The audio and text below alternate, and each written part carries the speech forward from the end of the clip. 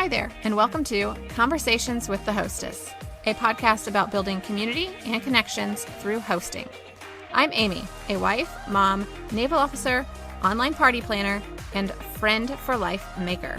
I'll be your host with fun, weekly inspirational interviews all about hosting your community, your friends, and your family so that you can deepen your connection with them and lead a fulfilled life. Hello, I am really excited to talk with my guest today and approach building community and hosting from a different perspective than I really have in the past. Marjie is with me today, and she is an international public relations expert and author. I'm so excited to talk to you about applying PR principles to how we host, how we raise families, build our communities, all that stuff. So thanks for being here today. I am so excited to talk with you about everything. This is going to be a really fun conversation. So who's ever out there watching or listening, this one's for you. Yeah, awesome. I'm excited. Well, I'd love for you to share a little bit about your background, like how long you've been doing PR, who for, kind of the things that you've done in that field. I know you've hosted a lot of things, so give us a little bit of your PR background. Amy, I've been in public relations for 30 years. Ouch. Yes, I hate to date myself, but there you have it. I've been in public relations for 30 years. I'm also the proud mother of 3 grown children, and I've worked with just about every type of company, person, place, thing, place under the sun. Yeah. You name it, I've much done it. My specialty over the last, say, 20 years, though, has been medical device. So we're talking about pharmaceuticals and stem cell therapy and subcategory of specialty diabetes, but mostly medical device in just about every area you can imagine. And I love doing it because it gives me an opportunity to work with the world's best and brightest as they develop products that are going to advance medical care beyond imagination. Yeah, that's really, really cool. And I like how, you're doing something, public relations might sound maybe like stressful or maybe even fun for some people, but you are doing it in a sector where you feel like it's making a big difference in helping people. So that's really cool. That's the whole point of the exercise, to be telling stories that are ultimately going to help people. That's always been my mantra, to do something that will contribute. And look, public relations, like any job, it has its ups and its downs. You have your good days, your bad days, you have your successes, your hiccups. That's just the way it goes. I recently actually detoured to yet another profession. This one we call an author. I just published my first book. It's called The Power of PR Parenting: How to Raise Confident, Resilient, and Successful Children Using Public Relations Strategies. And ultimately, it's a 25-year retrospective. I couldn't have written this book any earlier because, frankly, I didn't know the end of the story. And it didn't even occur to me until my older of 2 daughters, like I said, I have 3 kids, boy, girl, girl. So older daughter said to me while she was in the military, she said, "Mom, I have this friend and in the military, she just got married, and she was concerned that she wouldn't be able to balance parenthood with her academic and professional interests." And my daughter looked at her and said, "What are you talking about? My mother's been doing this for 25 years. Of course you can. Mom, you made mistakes, but overall, I think you got it right. You should write a book that will help today's moms have an easier time parenting based on your experience and expertise." Clearly, I was in shock, wasn't expecting that one. I mean, what a raving review for motherhood to have your child say, "You did a great job, write a book about it." Like, that's pretty cool. Thank you. I thought so too. And I sort of just basked in the moment of that because I didn't know when anything like that would ever come again in my life. So could you put that in writing for me? And actually, she and my son wrote the foreword to the book. Oh, that's so sweet. Yeah, it was really, really sweet. And I had nothing to do with it. And it wasn't even my idea. It was the publisher's idea. And they completely kept me out of the entire process. I didn't see it until it was ready to be printed. So it was a really exciting moment and I was thrilled. But, Amy, when you look back, you go, well, what exactly did I do right? And when I was thinking about it, it dawned on me that I had raised my kids using my professional expertise. So kind of point one to anybody who reads this or is listening to this podcast or watching, take your superpowers. It's not just about my superpowers, which are communication skills. Everybody's got superpowers. Instead of leaving them at the office and having everybody there be the only ones to benefit. Take them home and teach them to your kids, whether they're good at them or not, they have the exposure. And number two, have the kids benefit from them, whatever they are. Like for example, you might be a wonderful, fabulous cook or chef or baker or artist, and whether your kids are good at that or not makes absolutely no difference. They can have fun having mommy time, doing what you're good at. And then you can make them something special with those talents for their birthdays or some special occasion, or just because you're proud of them or want to do something nice for them just because. So I say leave the office drama at the office, but bring those special skills. That's really great advice, and probably something we don't think about a whole lot. We think, we probably segment and compartmentalize ourselves of, I have to do this type of thing at work, and then I come home and I'm either a different person or a different version of myself, when you really can't kind of mesh those things. So that's really good advice when it comes to kind of like raising our families and using the skills that you have. That's awesome. When you talk about, applying those principles and teaching that stuff to your kids, besides like doing those activities with them, what is one way that we can like take whatever super skill that we have and infuse that and teach that to our kids and to our families? Well, every day or on special occasions or family traditions or community traditions, there's always an opportunity to be teaching skills, to be improving the skills that your children already have. Maybe they show an affinity to something, and give them an opportunity to try it out and to practice and to see how far they can take it. Maybe there is an Olympian out there, and maybe not. Guess what? Doesn't matter. As long as they're having fun and they're learning along the way, they'll take the positive reinforcement, the wonderful experience, and the self-esteem that they gain just from the journey. They'll take that into their heart and carry that onto something else in their life in the future. So it's all good as long as it's positive reinforcement, and we keep in mind that it's really about the journey. And if they reach a certain level and that's it, fantastic. If they go and, like I said, become an Olympian, that's fine too. Whatever works for them, whatever is meant for them, it's all good. That's awesome. And it's good for you to tell us that so that we can keep that in mind whenever we're going through the process and dealing with the stuff that comes along with kids. It's like, just enjoy the journey. I know you have worked with your kids when it comes to kind of planning and hosting and kind of throwing parties, bar mitzvahs, bat mitzvahs and stuff. How do you, as a hostess, I like to take control. I'm a little bit type A. It's hard for me to let my kids help with stuff. My daughter definitely has she has a lot of the similar qualities that I have. And so when it comes to like her birthday and stuff, she wants to help. But then I'm like, oh, that's not exactly how I would do it. But it's been hard to like let go of the reins. How do you include them when you are hosting something and make it about them and let them and their ideas shine? First of all, you said something that I love, which is your daughter is very similar to you. And the older we get, the more we see that our children are kind of duplicates of us, in a matter of speaking. There's an expression, mirror, mirror on the wall, I am my mother after all. I don't know if you ever heard that one before.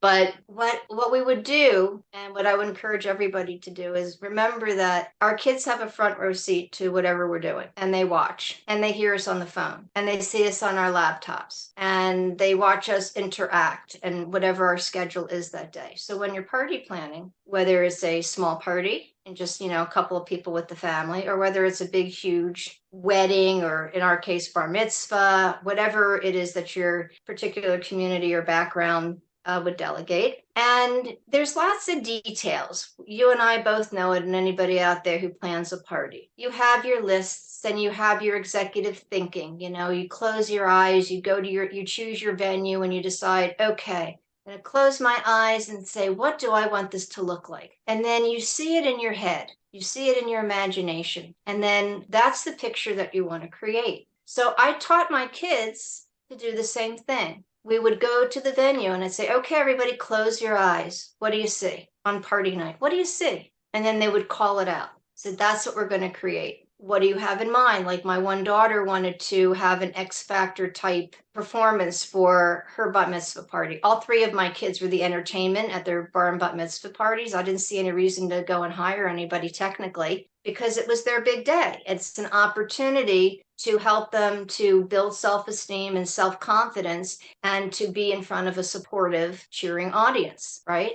So again, the journey wasn't about being perfect. It was about having a great time, having the experience, and having that night in the spotlight. Now, that can be a big party, or like I said, it can be a small party. You know, you can have an audience of 2, you can have an audience of 200. It's the same difference. And I would have my kids during the planning period after we would make our lists of, okay, what is it that we need in order to pull this visual off? And then they would help me make phone calls, or they would listen to me call and negotiate, or they would hear me talk about how much we needed of everything. So that now let's fast forward, and now they're adults, because my kids are 2 out of 3 are in their 20s, and the little one will be there soon. The little one's 18 years old. Okay. And the older 2 went into the military already. They did their service with the IDF, and the little one goes in this summer, and I don't know where she's going. So as adults, when they would start to plan parties, they would call me and say, okay, what would you suggest? And we go to the top line item, pick your venue. Well, I don't know what kind of venue I want to pick. I said, then go and research, walk into a bunch of different places and see what speaks to you and choose the venue that makes the best sense. And then once they chose what made sense for them, then they closed their eyes, they visualized, and then they had the picture in their mind. And from there, they could document everything and go about producing it. So quite frankly, Amy, I've got nothing to do with party planning for my kids anymore. I've passed that baton.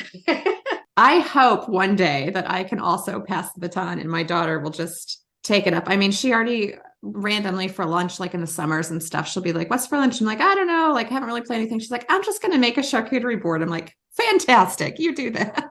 Absolutely, go for it. You know, in the book, there's a whole section on party planning and performance and the whole thing. And also on my book portal, which is www.prfor.life, PR for life, there is a free download, which is my exact outline of thought when I plan every party. Let me rephrase. When I planned every party since I was in my 20s, when I used to be the media liaison for the Israeli government, I used this exact same thought process, plan media breakfasts for world statesmen, and then everything since, even down to Friday night dinners, you know, or Friday nights or Thursday night spaghetti nights with, 20 kids over. Or when I had instantly 15 guests from abroad who showed up and I'm like, okay, how am I going to feed everybody in the next hour? It's maybe the net result is different, but the thought process is the same. So you can download that and literally walk through it point by point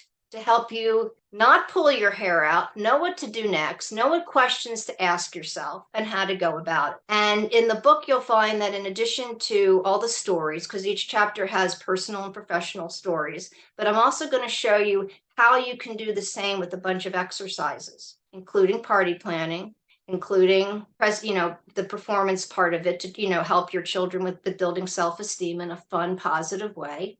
And then at the end of each chapter, there's a QR code that takes you over to a free workbook. So don't just read about it, y'all. Okay. This is so that you have a real tangible action plan in your hand. So if you want to actually exercise the suggestions, you can do it. That's amazing. I love the resources that you're giving us, and I'll make sure that we put it in the show notes so everybody has easy access to it. But something you said about that kind of like thought process or 10 steps checklist or whatever that I love is it takes like all the overwhelm and stress away because you know what's next, like you said. And if you do it over and over for every little thing, whether it be, like you said, a very important professional event or a Friday night dinner or something, it becomes habitual and then you don't even have to think about it anymore. I almost find, because we do host so much, is like somebody asks me how to do something, it's almost hard for me to describe like the process because it is just ingrained in me from doing it so much and it becomes habitual. So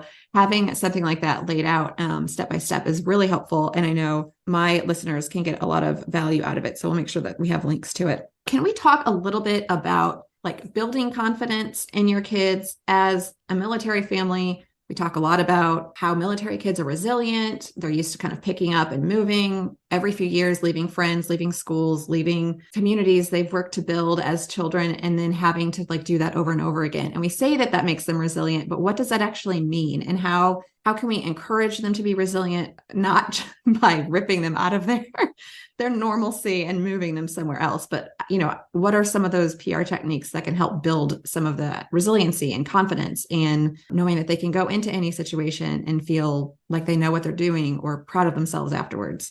I would say there are a couple of different things, frankly. First of all, before you're about to do something that we always do in media prep before an interview or a presentation or an event or some sort with our clients, is we review what the expectations are and what we're about to experience. In an interview, what are the questions? Who's the host? What's the angle of the segment? Et cetera, et cetera. Where do you need to go? How long will it be? What to wear? How are you going to get there? How are you going to get home? Now that we're finished with COVID, more or less, we're back in person again.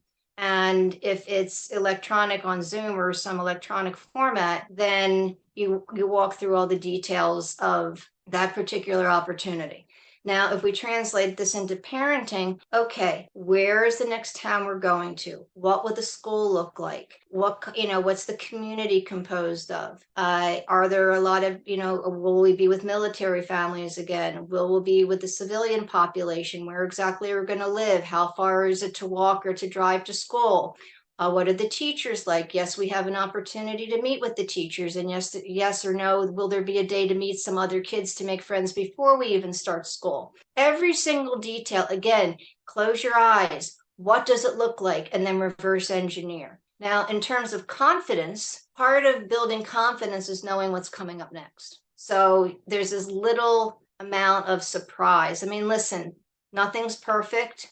There's always the X factor. There's always going to be something that you didn't cover or that you weren't expecting. So that's something that we teach our kids to roll with. But if they have the overall picture, more or less, and you go into as many details as you possibly can think of, then it sets them up in such a way where they know what to expect. And when you know what to expect, then you can kind of exhale a little bit. Now, the other thing that's really important in terms of building self-esteem and being able to walk into any room with your head held high, feeling good about yourself, is to know that you have a safe place at home and that mommy thinks you are the cat's meow. The sun rises and sets. I usually, since the beginning of their arrival, would hug my children regularly. There's actually scientific proof that if you hug your kid for at least 20 seconds, that there's some sort of chemical that's released that builds self-esteem and self-love. So 20 seconds or until they release first so that they get what they need. I always tell my kids regularly all day long, I love you, I'm proud of you, and what counts is what you think. Yes, other people have opinions and you need to be respectful, but we're not going to let other people determine whether we're having a good day or not. I love that line. What counts is what you think. Like, I will for sure be reminding my children of that and letting them know, like you said, like it's not everybody else's opinion. It's what you're thinking about the situation or yourself. Right. I mean, it's nice when others are approving. But if they're not and you feel confident in your own choices, then stick with it and bring people into your world that bring the sunshine.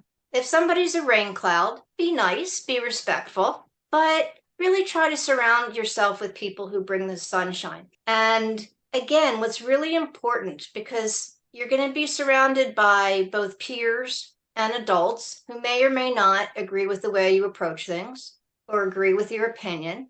And again, you need to be respectful, but be confident in your inner core and trust in yourself and just do your thing and not let anybody get to you. And I know that it's very, very hard to do that. But when they get home and you're there with the hug and you're asking about their day and they get to debrief with you, it's another thing we do it with our clients after an interview, after an event. Let's debrief. What went right? What went wrong? What would we want to change? What would we want to do again?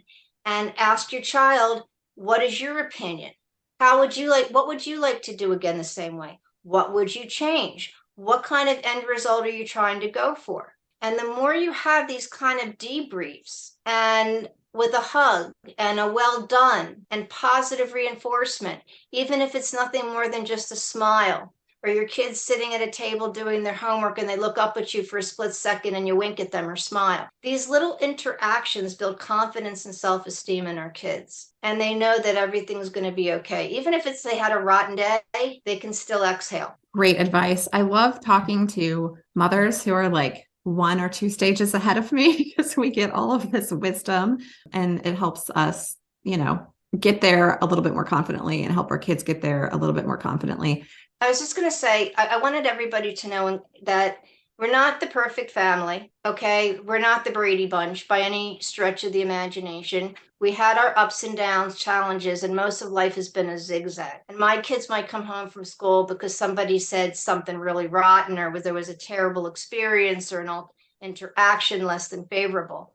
And when they would come home in these dispositions, I would literally take a deep breath and go into myself, oh boy, what was it today? What is it that I have to, what is it do I have to diffuse? Maybe diffuse isn't the right word, but I need to counter the negativity and infuse a massive quantity of positive energy to neutralize. That's the word, neutralize what happened during the day. I spent an awful lot of time neutralizing negativity outside of the house. Yeah, that's a really good point. And I have, knowing that can happen, knowing that how you react to it is really the most important thing. And like you said, I think that pause of taking a deep breath and like realizing, okay, how do I counteract this? And then move forward in that way is a really good reminder, knowing that it's going to happen and like your reaction is really important. So yeah, those are all really good things to remember as we go through life. And I always say, we talk here about building community and how important it is to have friendships and a support system and all that stuff. But it is so true that our families are really the first community that we have. And, your spouse, your kids, your siblings, your parents, that kind of stuff. It goes for the online interactions too. Today, back in the day, in my day anyway, we didn't have online. You could leave all the nonsense at school if somebody was giving you a challenging day. Today, it just continues with social media, which is absolutely nuts. But the good news is you can make friends with people all over the world. The bad news is well, the cyberbullying. So guess what? You don't have to be friends with somebody who's nasty to you online. Disconnect, block them. Yep. Just because somebody's telling you somebody's being mean and encouraging you to do something harmful doesn't mean that you have to. You have control of your own self and what you do. Nobody has control over you. And we have to remind our children that the control is in their hands, nobody else's. Yeah, that's a great reminder. I want to just say thanks for joining me all the way from Israel. That's like really cool. I've done several international podcasts before when I was living in England and stuff, but Israel's probably the furthest, so that's exciting. I will make sure that we have links to your website and your book, The Power of Peer Parenting, in the show notes so everybody can get it and take more of your wisdom and apply it to their own lives and to their kids. So I thank you for being here. We're going to get into your last call questions, and I think there are probably some fun answers in here. They're very party focused, so they're fun and light. So the first one is, what has been the best party that you've ever hosted? And I know you have a ton to choose from. The best party professionally, the best party I ever hosted was probably a media breakfast for the late president of Israel, Shimon Peres. That's pretty cool. That was really fun. Personally speaking, all 3 of my children's bar mitzvahs were really, really fun too. Were they, I don't have a lot of Jewish friends or family. I have never been to a bar mitzvah or bat mitzvah. Were they like what I imagine they would be and like super over the top, or was it like smaller with just family? Kind of in the middle. Oh, okay. That's good too. Okay. It was big because my husband and I both have large families, and we also included our friends and our children's friends. So by American standards, I guess it was on the larger side. By the Israeli standard, it was actually on the smaller side, interestingly enough. Everything's relative. In terms of elements involved, look, I party plan. So I did my own executive thinking based on what my child told me that they wanted for their day. And that's what I created. My son was part of a breakdancing troupe. So he trained with a professional group of break dancers, and they were the entertainment. And we had a nice lunch after his religious ceremony. And obviously, I made a This Is Your Life video. All those pictures and videos you take when the kids are growing up. Came in handy. I had plenty of content as I was doing my own editing. That I didn't outsource. I did that by myself. And that was actually a labor of love and such a joy. And my older daughter wanted to sing. So she gave a concert. And like I said before, she wanted to have an X Factor type of thing. So she had an evening party with those lights that you have at concerts, colorful lights. And she had a theme, which was Go the Distance, and the spotlight and the fire towers and the whole thing. And then the youngest one did a hip hop dance, about 7 minutes, that she worked with her hip hop teacher. They have afternoon activities. She was in a hip hop class, like, all the kids do whatever they do. And long story short, we hired 2 backup dancers through the teacher who did the choreography for this dance. And the reason why we chose these male backup dancers was, one, so that nobody would upstage the bat mitzvah girl, and also because when you have very strong male backup dancers, then you can incorporate lifts into the choreography. So up she went into the air, which really, really surprised all of our guests. You should have heard them in the room. That's so fun. But whether you're Jewish or you're Christian or you're Muslim or you're Hindu, whatever your version of ceremonial party is, and whatever your child's talent is or their interests, that's what they do. So same, different.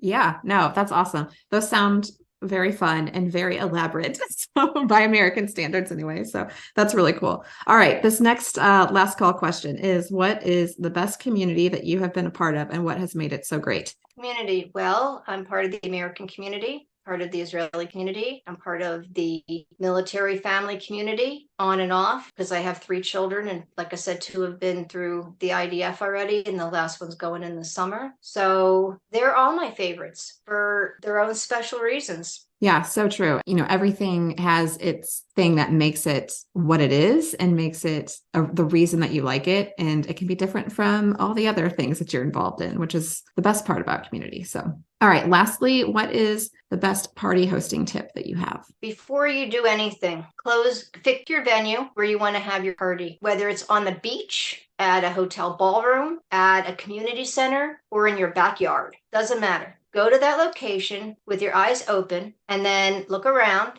and then close your eyes and imagine the end product. All the details, what you see on the left, in front of you, on the right, in the middle, and then open your eyes and then go straight to your paper or your computer and list all the things you need to create it. That's amazing. Such good advice. I actually love drawing out my backdrops or tablescape or whatever party decoration is going to be for that event. And it so helps to see it drawn out. And then you do have a blueprint of things that you need. So it's great advice. Marjie, thank you so much for being here. And like I said, all the links to where everybody can find you will be in the show notes. And I just appreciate you coming all the way from Israel to have a conversation with me. So thanks. Oh, I love being with you, Amy. So much fun and a delight to be with you and your audience today. Good luck, everybody. If you have any questions, I'm only an email away. There you go. Thank you.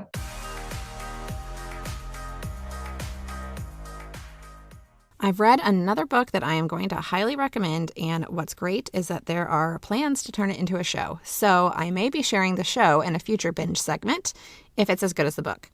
The book I'm binging this week is Lessons in Chemistry. I may have been super late to the game when reading this, since it was named one of Barnes & Noble's Books of the Year in 2022, and I just read it, summer of 2023. Better late than never.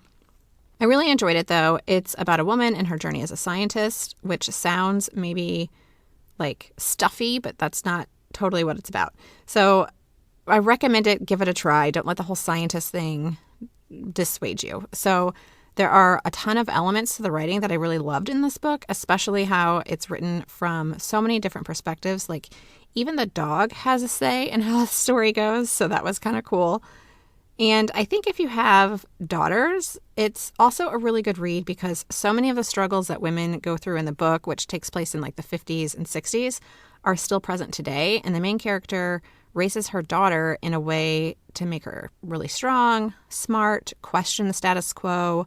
So it's a really great reminder of things to kind of impart onto our daughters. So I liked it for that reason. Plus, it's a great reminder to ourselves as women that we can do anything we want. It doesn't matter our age. We just kind of need to take a step in the right direction, start the process, go after the things that you enjoy doing, even if it's maybe not what your partner wants you to do or what society thinks you should do. So it's a great reminder for us. Overall, it was a great read. I'm really excited for the show to come out. I really hope it lives up to how good the book was. And I've definitely put a link in the show notes to the book so you can read it too. And again, once the show comes out, maybe we'll have another binging segment talking about lessons in chemistry, the show. We'll see. Thank you so much for tuning into this episode. It would mean the world to me if you would subscribe to the podcast or share it with a friend. If you're feeling really nice, rating and reviewing the episode is also really helpful in getting it in front of more people that want to build those connections. If you got some value out of the episode today, screenshot it and share it on social. Tag me at The Daily Hostess so I can respond and thank you personally. If you have any questions about what we talked about on the podcast today, go to thedailyhostess.com/podcast for all of the episode show notes. Thanks again for listening, and I hope we can have more party conversations together next week.